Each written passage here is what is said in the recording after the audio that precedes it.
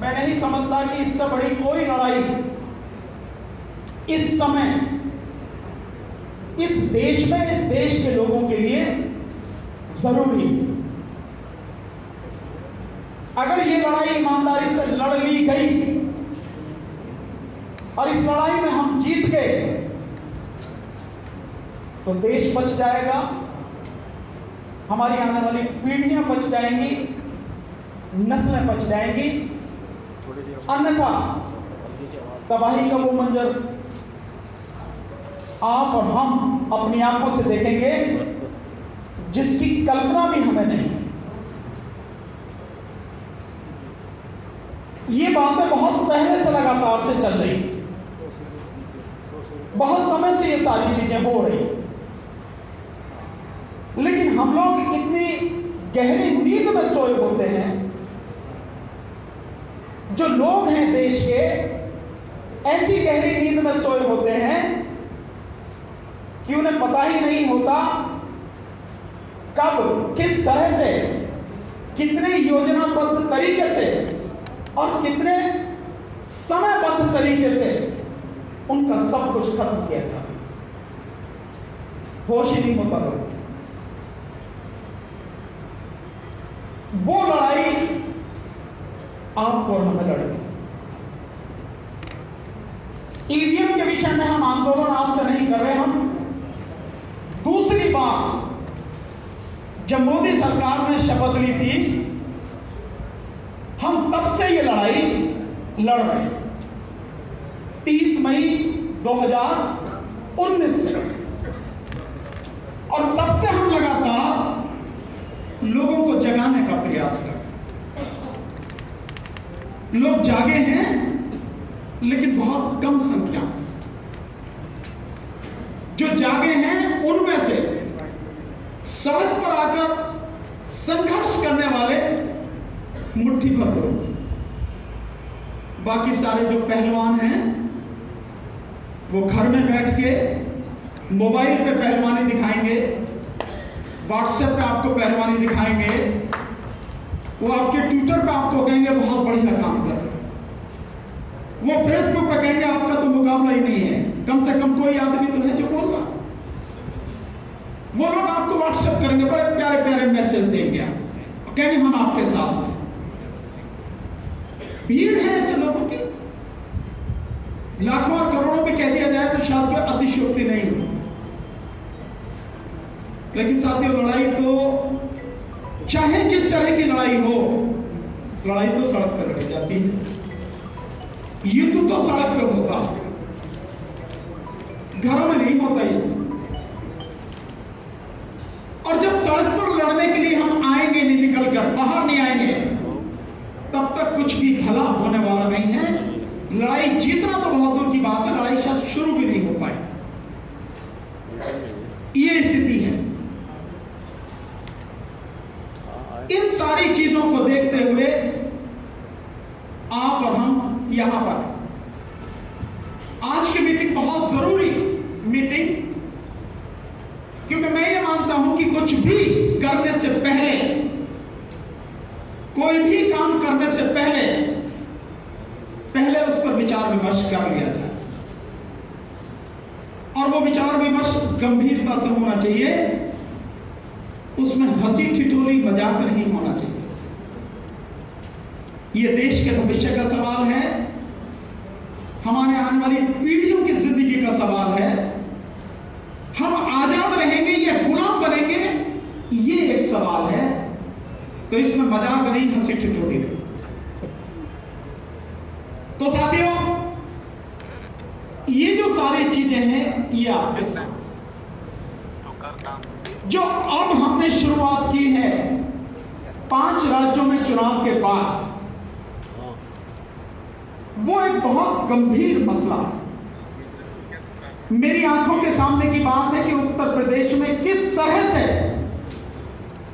EVM में बड़े पैमाने पर घोटाला किया गया, किस तरह से शासन प्रशासन ने, आईएएस अधिकारियों ने, आईपीएस अधिकारियों ने, एसडीएम, एडीएम, कलेक्टर ने गुंडागर्दी के दम पर तकरीबन 87 विधायकों को सपा के या गठबंधन के थे उन्हें हराया और बीजेपी के विधायकों को जिताया। और ईवीएम में कितने बड़े पैमाने पर धांधली हुई आपकी कल्पना में नहीं। और धांधली केवल ईवीएम में नहीं हुई, उसके अलावा क्या क्या हुई ये भी आप सोच नहीं सकते कि ऐसा भी हो सकता। हमारे साथी शायद राजकुमार जी आए हैं जिनमें आए, हाँ राजकुमार जी बैठे। राजकुमार जी एडवोकेट है सहारनपुर से। मैं आप सबको बताना चाहता हूं, हम सब सोने वाले लोग हैं। शायद ये वो शख्स है, ये और इनकी टीम इलेक्शन कमीशन की नींद हराम कर रखी है। इतनी आरटीआई लगाई है, इतनी इंफॉर्मेशन निकाल रही है इन्होंने कि जो आरटीआई और जो जवाब आए इलेक्शन कमीशन के 5 क्विंटल पेपर इनके पास। ऐसा कोई सवाल नहीं है जिससे इन्होंने आरटीआई से नहीं पूछा हो। और आज की स्थिति यह है कि election commission, IAS IPS officer जो जुड़े हुए लोग हैं वो इन्हें गाली देते हैं और इलेक्शन कमीशन ने अपनी आरटीआई की वेबसाइट बंद कर दी है। राजकुमार जी हमारे बीच में ऐसे डेडिकेटेड लोग, आप समझ सकते हैं क्या स्थिति है। हालांकि इस लड़ाई में बहुत लोगों को साथ होना चाहिए था।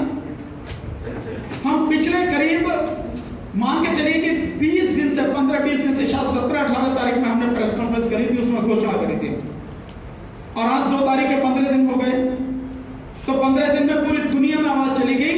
लाखों लोग, करोड़ों लोग उसको देख भी चुके हैं, लेकिन उसके बाद कितने जागे हुए हैं इसका एहसास आपको हो रहा होगा।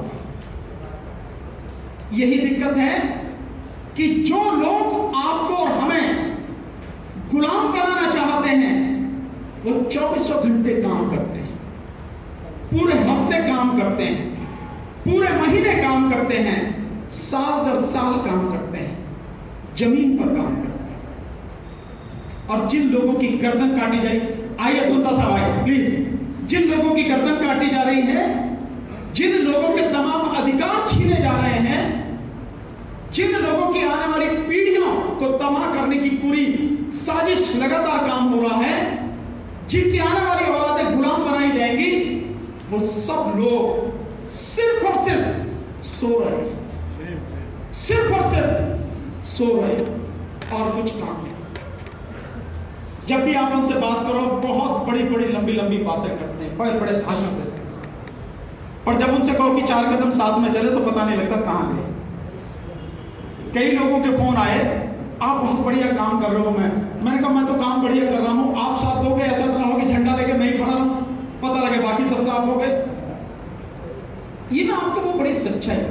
खैर, इस चीज को हमें देखते हुए अब मैं जो असली बात आपसे कहना चाहूंगा, से आंदोलन शुरू किया तो हमने ये पैम्पलेट बनाया।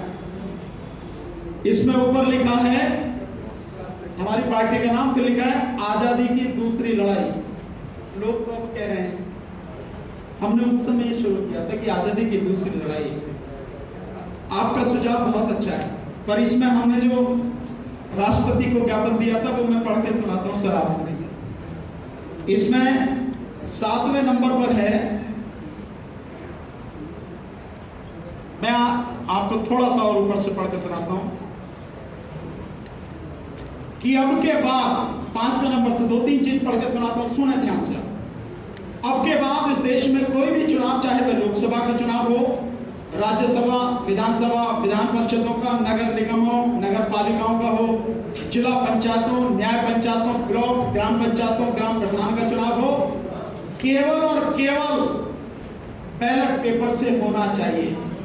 तो बैलेट पेपर से कराया जाए, ईवीएम और वीवीपैट मशीनों का तुरंत प्रयोग बंद किया जाए। साथ में भविष्य में किसी भी हालत में लोकसभा चुनाव या किसी राज्य में विधानसभा चुनाव हो तो एक ही दिन में चुनाव कराए जाए और मतदान समाप्त होने के बाद तुरंत मतगणना शुरू कराई जाए, ताकि ये घबराई ना हो कि महीनों बॉक्सेस रखे रहते हैं, मशीनें रखी रहती हैं और उसके बाद में गिनती होती है।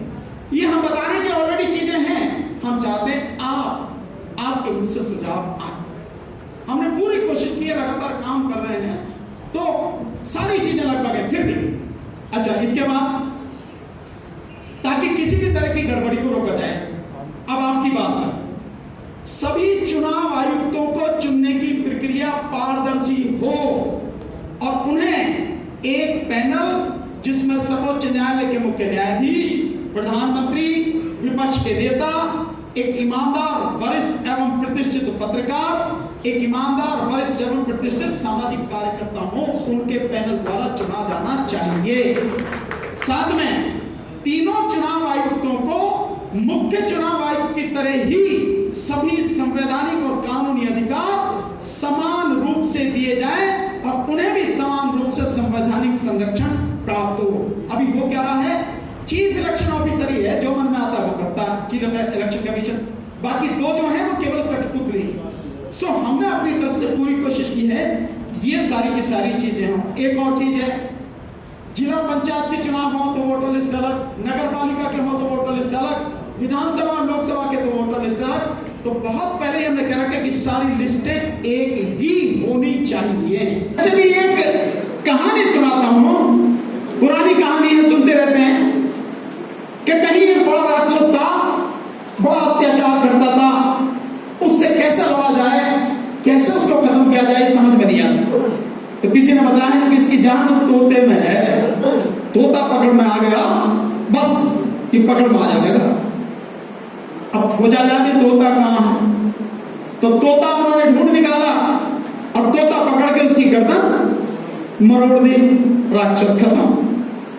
ये बीजेपी जो है ना, ये जो है इसका तोता क्या है, ईवीएम। ये ईवीएम जिस दिन खत्म हो गई, बीजेपी खत्म, पूरी तरह से खत्म है। सुनवाई नहीं, किसी भी तरह की कोई सुनवाई किसी पिटीशन पर सुप्रीम कोर्ट नहीं कर रही।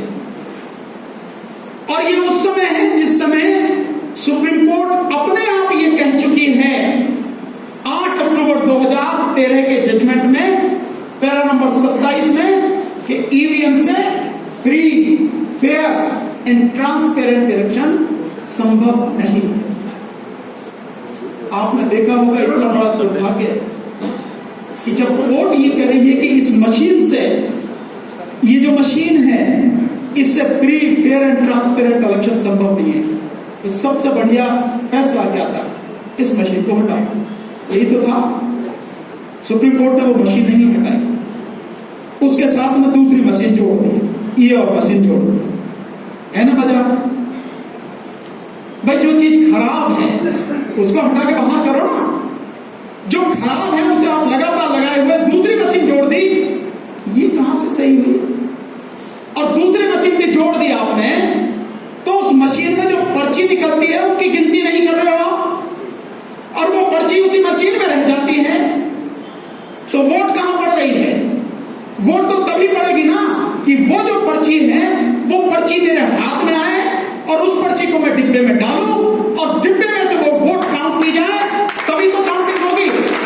बैलेट पेपर की काउंटिंग कहां से होगी। लेकिन नहीं हो रहा और सुप्रीम कोर्ट सुनने को तैयार। तो कुछ चीजें आप मान लीजिए, बहुत जरूरी है इनको मानना। इस देश में अदालतें नहीं है।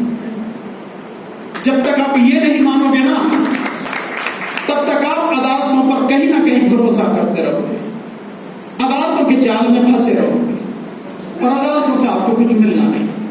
तो आप कुछ भी करने से पहले अपने आप को इस बात पर मजबूत कीजिए, मानिए इस देश में अदालतें नहीं हैं, मर चुकी हैं। कोई अदालत इस देश के लोगों के लिए काम करने के लिए नहीं बैठी, इंसाफ के लिए नहीं बैठी, लोगों की जिनकी जरूरत है उनके लिए काम करने के लिए नहीं बैठी है। जब तक हम ये नहीं मानेंगे, जब तक हम उनके जाल में फंसते रहेंगे। दूसरा, इस देश का मीडिया खत्म हो चुका है, 3 लोगों के हाथ में है, अंबानी के और जी न्यूज वाले के, और अब जो बचा कुचा है उसे अडानी खरीदने जा रहा है। दोनों सरकार के लोग हैं, दोनों तीनों लोग, और सारा मीडिया उनके कब्जे में है, और वो पत्रकार नहीं है, वो व्यापारी। तो मुनाफे के लिए काम करते हैं, मीडिया नहीं है। सो मीडिया खत्म। रही जो लोकतंत्र है और उसमें आपके प्रतिनिधि हैं, वो सारे के सारे प्रतिनिधि जिस पार्टी में है उस पार्टी के गुलाम हैं, उस पार्टी के बंधुआ मजदूर हैं, वो आपके लिए काम करने वाले नहीं है। नहीं तो आपको और हमें यह मीटिंग करने की जरूरत नहीं होती, वो पार्लियामेंट में असेंबली में खड़े होते और वहीं सरकार को ठीक कर देते। ये हमें समझने की जरूरत है। तो इस देश का, जिसे आप कहेंगे कि एग्जीक्यूटिव सरकार खत्म और संसद का क्या हाल है आप जानते हैं, विधानसभा का क्या हाल है। यानी 4 स्तंभ होते हैं, वो चारों स्तंभ खत्म है। व्यवस्थापिका यानी संसद, कार्यपालिका यानी सरकार, न्यायपालिका यानी अदालत और मीडिया चौथा स्तंभ, ये सब खत्म हैं। तो इनको, इस सच्चाई को जान के हमें आगे बढ़ना है, तभी हम आगे बढ़ेंगे। इसलिए जो काम हम करेंगे, कानूनी रूप से हमारे साथी राजकुमार जी आरटीआई के माध्यम से उन्हें घेर रहे हैं, और भी कुछ चीजें हम लोग मिलके लीगल तौर पर न केवल सुप्रीम कोर्ट को मजबूर करेंगे, बल्कि इलेक्शन कमीशन को बिल्कुल घुटनों पर लाकर छोड़ेंगे। एक तो कानूनी पहलू, दूसरा पहलू है हमारा जन आंदोलन का। ये जो मीटिंग है ये जन आंदोलन के लिए आंदोलन है। ये आंदोलन में उन लोगों को भाग लेने की जरूरत नहीं है जिन्हें लड़ने और मरने से डर लगता, जो लोग एफआईआर मुकदमेबाजी से घबराते हो, जेल जाने से घबराते हो, ये लड़ाई उनकी नहीं। उन लोगों को बिल्कुल भी इसके आसपास भी नहीं भटकना चाहिए। जो लोग लड़ने मरने, जेल जाने और मुकदमेबाजी के लिए तैयार हो, केवल उन्हीं लोगों को लाठी डंडे खाने के लिए तैयार हो और फिर भी चुप रहें, शांत रहें, शांतिपूर्वक प्रजातांत्रिक और लोकतांत्रिक तरीके से आंदोलन करें। केवल आंदोलन उन्हीं के लिए है। ऐसे लोग साथियों जन आंदोलन, लेकिन इस जन आंदोलन के लिए तो हमारे सामने, क्योंकि सुप्रीम कोर्ट मैंने जैसे बताया सुन रही, पर सुनवाना सुप्रीम कोर्ट को ही पड़ेगा। क्यों? कि ये जो ईवीएम की समस्या है ये केवल 2 जगह से सुलझेगी। ये आपको क्लियर होना चाहिए, 2 जगह से। एक, भारत की संसद, पार्लियामेंट, उसको अधिकार है कि जन प्रतिनिधित्व कानून 1951 उसमें संशोधन करके ईवीएम को लाया गया था कांग्रेस द्वारा, उसी में संशोधन करके इसको हटाया जाएगा। तो केवल संसद के पास ही अधिकार। दूसरा अधिकार किसी के पास है तो वो है सर्वोच्च न्यायालय के पास, सुप्रीम कोर्ट के पास, वो कर सकती है। तीसरा किसी के पास कोई अधिकार नहीं है। लोग इलेक्शन कमीशन की बात करते हैं, चुनाव आयोग की। चुनाव आयोग कुछ नहीं, केवल नौकर है। जो संसद ने कानून बना दिया उसी के हिसाब से काम करेगा, उसकी और किससे। तो चुनाव आयोग कुछ नहीं। एक बड़ा भ्रम फैलाया जा रहा है, इंटरनेशनल कोर्ट ऑफ जस्टिस, अंतरराष्ट्रीय अदालत से, अंतरराष्ट्रीय न्यायालय से इस समस्या का समाधान हो जाएगा। राजकुमार जी, आप तो वकील हो ना, और यहां और भी साथी वकील हैं, और भी बहुत से साथी वकील हैं। क्या यह भारत और पाकिस्तान की लड़ाई है? क्या यह भारत और चीन की लड़ाई है? यह हम अमेरिका से, रशिया से लड़ रहे हैं, या यूरोप से लड़ रहे हैं? नहीं ना। अंतरराष्ट्रीय अदालत में वही मुकदमे जाते हैं जो 2 देशों के बीच होते हैं। ये ईवीएम का मुद्दा हमारे देश का अपना मुद्दा है, आंतरिक मुद्दा है। इसका किसी भी अंतरराष्ट्रीय अदालत से कोई लेना देना नहीं है। मैं बार बार समझाता हूं, लोग मानते नहीं हैं, क्योंकि बड़े बड़े बुद्धिमान लोग हैं। ये बड़ी अजीब स्थिति है, फिर भी मैं आपको बता रहा हूं, समझा रहा हूं, ये हमारा आंतरिक मसला है। तो इस आंतरिक मसले को हम ही को हल करना है, कोई दूसरा नहीं करेगा। तो हमें, आप और हम सब जानते हैं कि जिस भारतीय जनता पार्टी के खिलाफ हम आंदोलन शुरू करने जा रहे हैं वो संसद पर काबिज है। लोकसभा में उसका बहुमत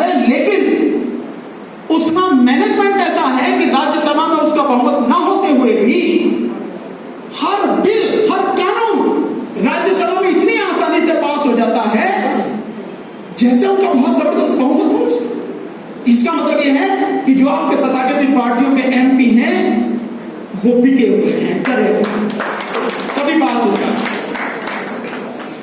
तो कौन खत्म करेगा इसको? तो बीजेपी तो खत्म करने से नहीं रही। अब इस ईवीएम को कौन हटाएगा? या तो केंद्र मतलब देश की पार्लियामेंट या सुप्रीम कोर्ट। पार्लियामेंट हटाएगी क्यों? तो उसके लिए तो जिंदगी मौत का सवाल है। तो फिर कौन हटाएगा? वो हटाएगी देश की अदालत। पर देश की अदालत सुनती नहीं, कहने के बाद भी नहीं सुनती। वो अदालत सुने, वो अदालत इस मुकदमे को सुनने और इस पर फैसला देने के लिए मजबूर हो, उसके लिए आंदोलन और साथ में इस देश की जनता ईवीएम के विरोध में है, ये सबूत चाहिए। और उस सबूत के लिए ही हम शुरू कर रहे हैं हस्ताक्षर अभियान। हमने शुरू किया था 6 महीने पहले इस चुनाव, तो लोग समझते नहीं। लोगों को कई बार दिक्कत ये थी कि भाई ये जो हमारा जो फॉर्म है इस पर पार्टी का नाम लिखा हुआ। अबे यार पार्टी का नाम लिखा हुआ तो जब हमारी पार्टी शुरू कर रही है तो हम अपना नाम तो लिखेंगे भाई। और तुम इस पर साइन करने से पार्टी के मेंबर थोड़ी बनने हो। पर फिर भी तुम्हें लगता है तो तुम अपना फार्म छुपा लो, उस पर कर देना 10 हजार। नहीं किया, नहीं, लोगों ने जो है किसी भी तरह का काम किया, बहुत कोशिश करी। तो हमने क्या काम करा? हमने पार्टी का नाम ही हटा दिया। ये दूसरा। तो हमने पार्टी का नाम हटा दिया। भाई किसी को आपत्ति नहीं होनी चाहिए, दिक्कत नहीं होनी चाहिए, सबका साथ है, सबका विकास है और सबका विश्वास। तो विकास तो बात की बात है, लेकिन विश्वास तो चाहिए। तो हमने पार्टी का नाम हटा दिया। हमने एक फॉर्मेट बनाया है। हम ये टारगेट लेके चल रहे हैं कि इन 2 महीनों में जिसकी बात हम कर रहे हैं, हम 2-3 काम करेंगे। एक, ये जो ईवीएम के विरोध में हस्ताक्षर अभियान वाला फॉर्म है, ये फॉर्म, इसमें हमने कहीं कोई पार्टी का नाम नहीं रखा। आगे पीछे 25 लोगों के साइन होने हैं। तो सबसे पहले हम इस पर साइन कराएंगे। और देश में 90 करोड़ मतदाता हैं, तो 50 करोड़ मतदाताओं के साइन कराने का टारगेट 2 महीने में हम लोगों को अचीव करेंगे, ताकि उस सुप्रीम कोर्ट को यह कह सकें कि कानूनी रूप से ही नहीं, अगर तुम्हें कानून समझ में नहीं आता तो इस देश की आधी से अधिक आबादी जो वोटर है वो नहीं चाहता कि इस देश में ईवीएम से चुनाव हो। और अभी तक मरा नहीं है, जिंदा है प्रजातंत्र। और प्रजातंत्र कहता है जो बहुमत का फैसला होगा वही माना जाएगा, इसलिए सिग्नेचर चाहिए। दूसरा, बीजेपी ने धांधली करी उत्तर प्रदेश में, बड़े पैमाने पर नाम काटे। एक जगह से राजकुमार जी इस बात के गवाह हैं, उन्होंने बहुत जबरदस्त तरीके से काम किया। एक बूथ से 50 से लेके 100, कहीं 150, 200, और मुझे जो जानकारी मिल रही है पूरे गांव के नाम काट दिए गए।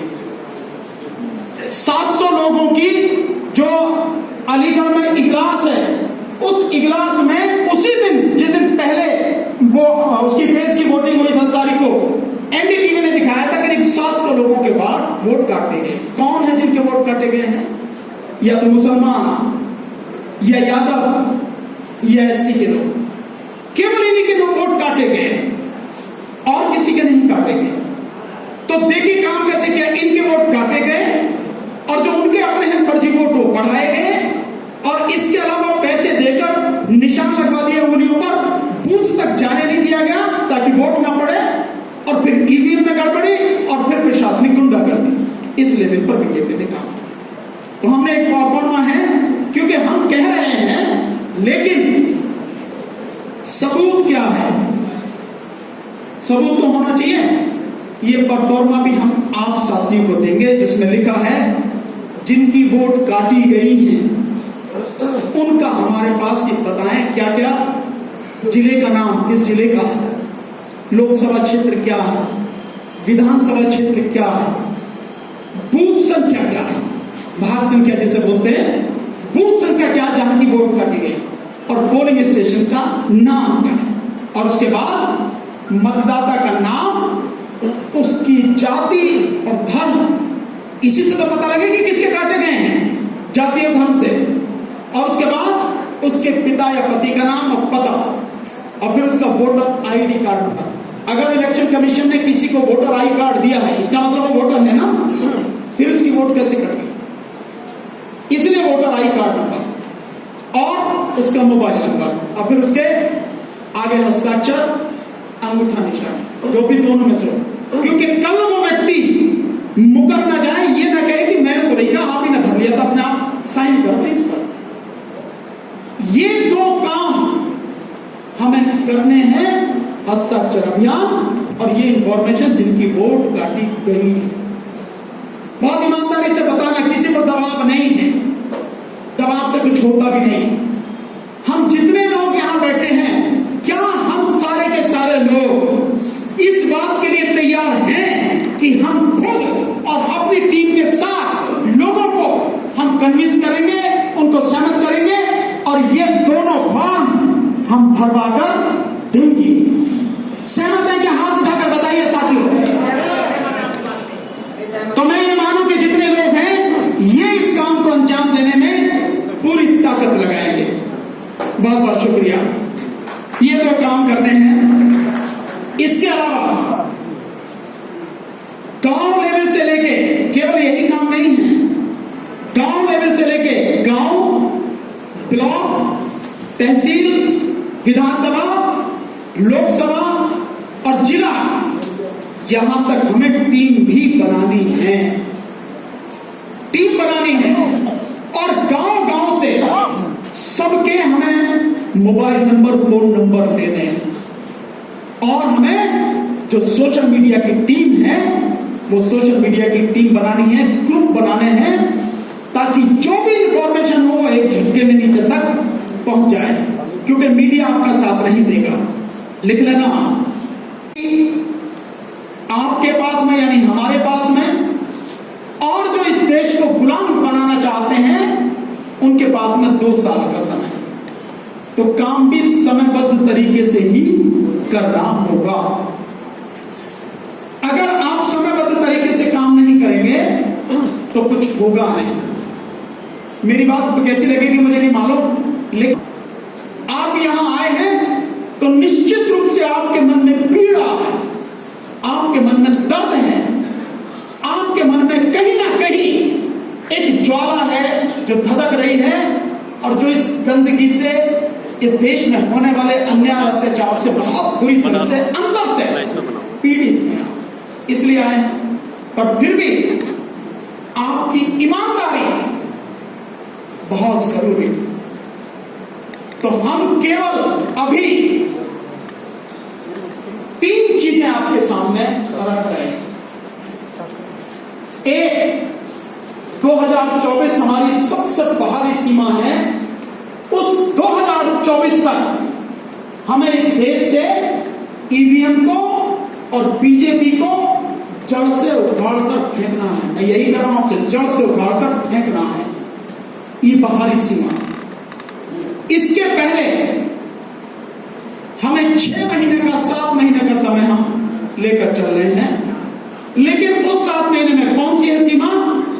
26 नवंबर 2022 संविधान दिवस, 26 नवंबर 2022, उसको हम अभी एक कहते हैं ना, पहली जो शॉर्ट टर्म पॉलिसी जो है, अल्पकालीन जो योजना है उसमें वो लेके चल रहे हैं, लेकिन इसमें भी हम 2 महीने का समय लेकर चल रहे हैं। उस 2 महीने में हमें काम क्या करना है ये मैं आपके सामने रखता हूं, और आप इसमें सुधार कीजिए। जो भी सुझाव और बेहतर हो सकते हैं वो सुझाव दीजिए, उसके लिए आप सबको इनवाइट करेंगे। तो मैं क्या करता हूं, हमारी सबसे बड़ी दिक्कत क्या है?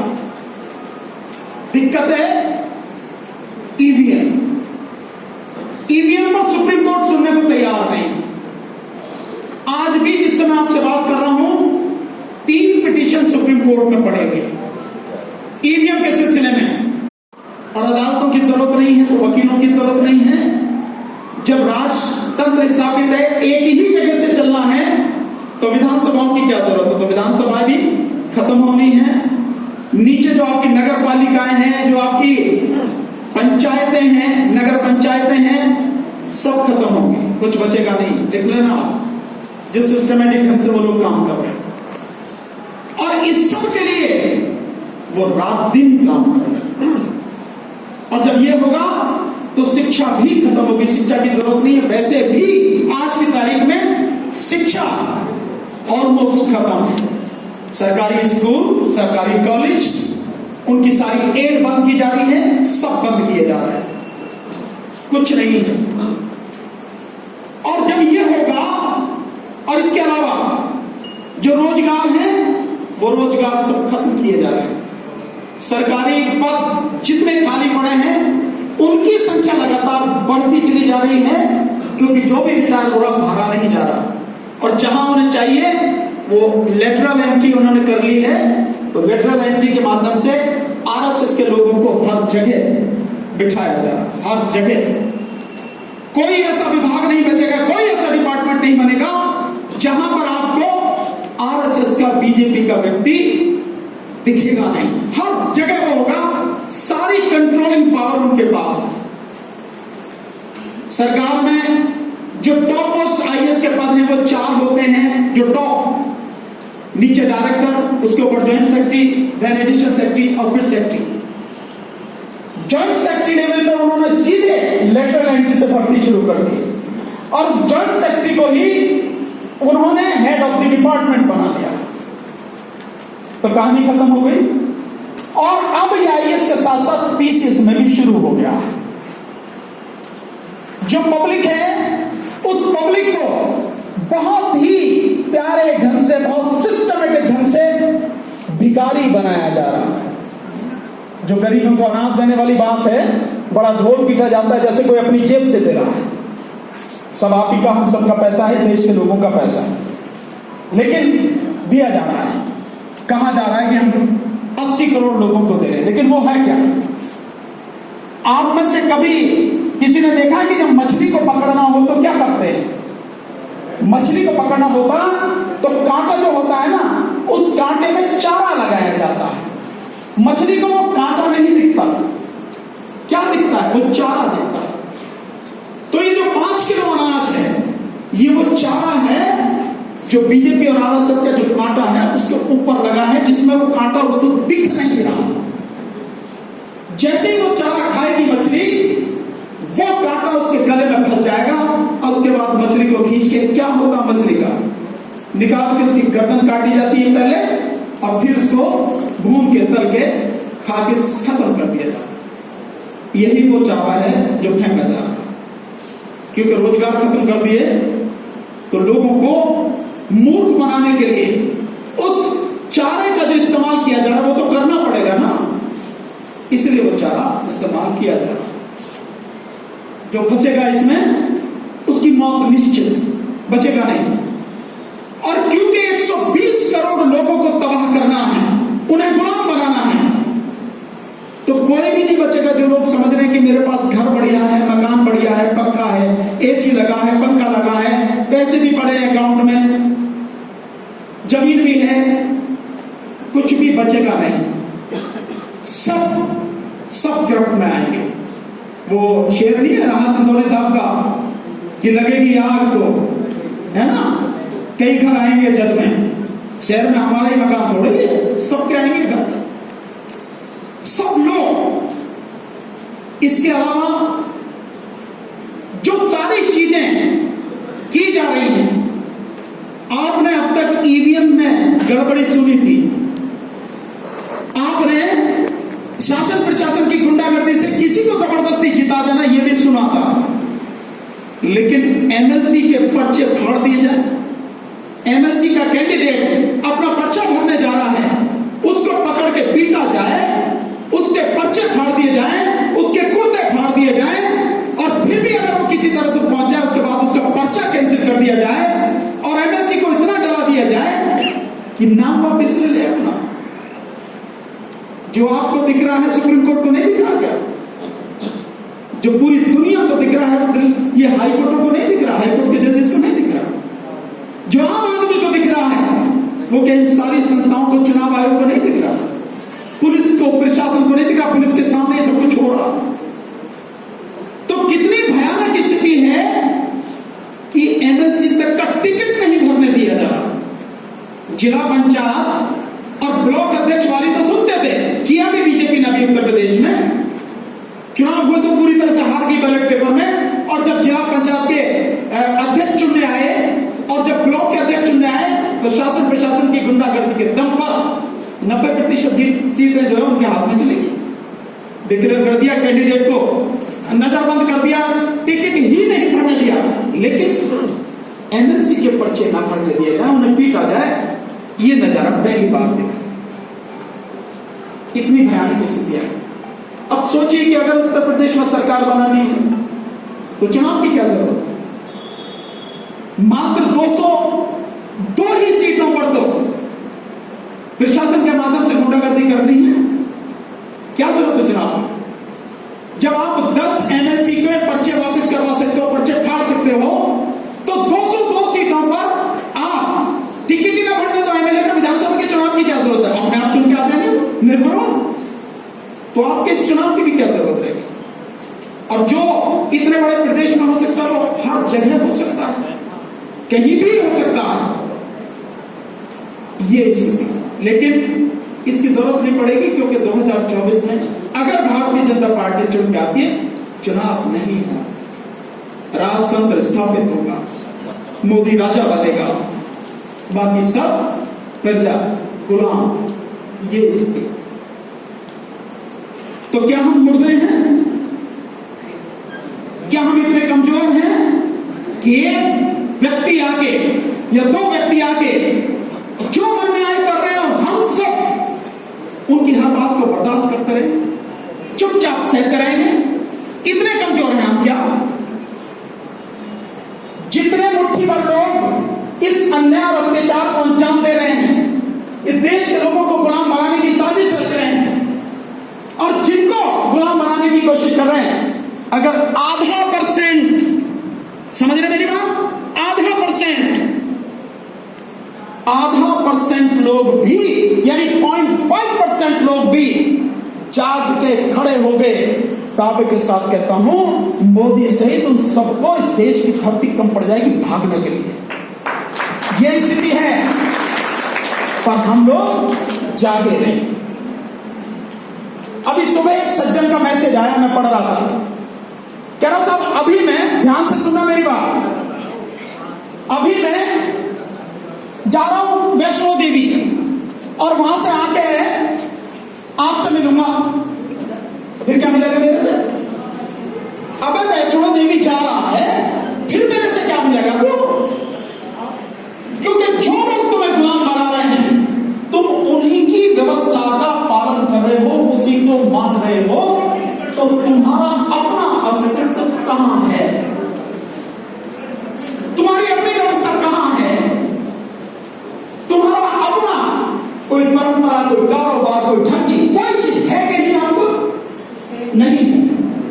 तो जो वो षड्यंत्र रच रहे हैं उसी में तुम हिस्सा हो, तुम्हें तो गुलाम बनना ही है, कोई रोक नहीं सकेगा।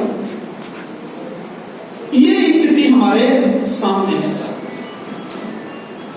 साथियों, मैं पूरे विश्वास के साथ कह सकता हूं, कई बार लोग मैं इस बात को मेरा अति आत्मविश्वास बोलते हैं, पर मुझे उससे कोई दिक्कत नहीं है, पर मैं ये मानता हूं, फिर कह रहा हूं, आज इस हॉल में जितने साथी बैठे हैं, ये अगर वाकई में ईमानदार लोग हैं, मैं सबकी बात कर रहा हूं, उनमें मैं भी शामिल, अगर हम सारे के सारे जितने लोग यहां बैठे हैं, अगर हम ईमानदार हैं अपने प्रति, अपनी आने वाली पीढ़ी के प्रति, अपने बच्चों के प्रति, अपने समाज के प्रति, इस देश के संविधान को बचाने और लोकतंत्र को बचाने के प्रति, मैं दावे के साथ कहता हूं, आने वाले समय में, बहुत ही कम समय में, वो बवंडर इस देश में हम उठाने की ताकत रखते हैं जिसकी अंदर में बीजेपी का सफाया होता है।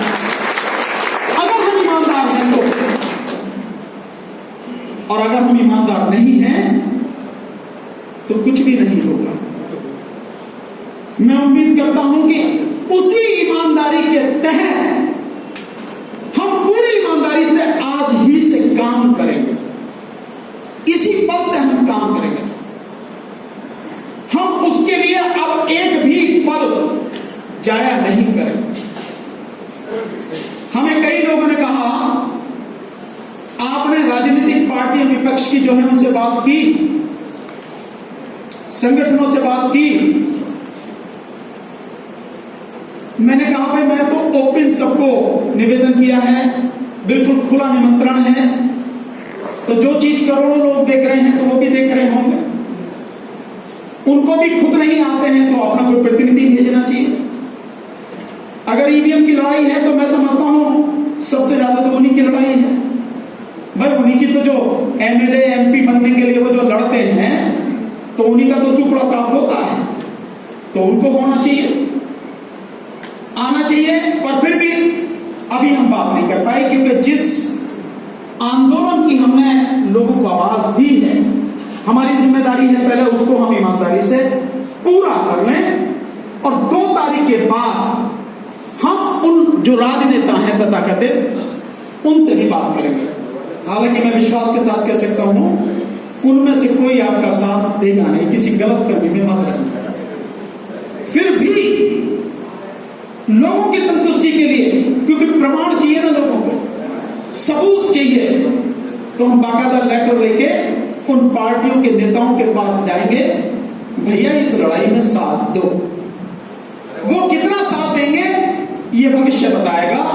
हम जाएंगे जरूर, कहेंगे जरूर, बुलाएंगे जरूर, लेकिन वो आए या ना आए और हम अपनी जिम्मेदारी जरूर निभाएंगे। उनको बोलेंगे जरूर, उनको कहेंगे जरूर।